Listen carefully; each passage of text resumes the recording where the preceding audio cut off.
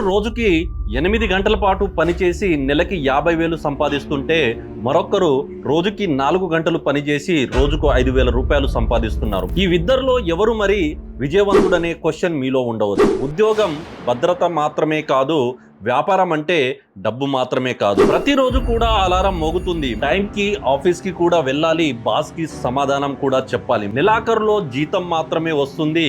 కానీ ప్రశ్న ఏంటి అంటే, మీరు నిజంగా మీ సంతోషం కోసం పని చేస్తున్నారా లేక భయంతో జీవిస్తున్నారా అనేది చాలా పెద్ద ప్రశ్న అని గుర్తుంచుకోవాలి.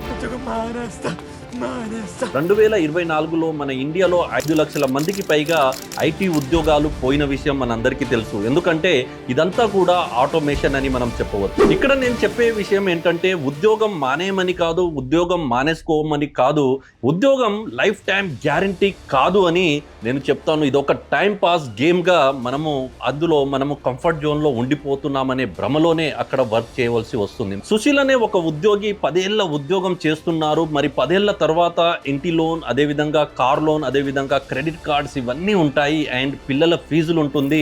మరి సేవింగ్ చూసుకున్నట్లయితే కంప్లీట్గా జీరో అని మనం చెప్పవచ్చు. అయితే ఇదొక మన కలల జీవితం. మన జీవితం ఎలా ఉండాలనేది, ఆ నిర్ణయం అనేది మన చేతుల్లోనే ఉంటుంది. మనం ఏ విధంగా మన జీవితాన్ని ఎంత అద్భుతంగా మనం తీర్చిదిద్దుకుంటామో మనము ఆ విధంగా మన జీవితంలో హ్యాపీనెస్ గా ఉండొచ్చు. దీనికోసం ఒక లాంగ్ వీడియో చేయడం జరిగింది. సో ఇలాంటి బిజినెస్ అప్డేట్స్ ఏవైతే ఉన్నాయో, ఫ్యాక్ట్స్ ఏవైతే ఉన్నాయో మీరు మిస్ అవ్వకుండా డైలీ మీరు కంటిన్యూస్ గా మీ ముందుకు రావాలి అంటే మీరు మన ఛానల్ ని సబ్స్క్రైబ్ చేయడం మర్చిపోవద్దు. Thank you so much.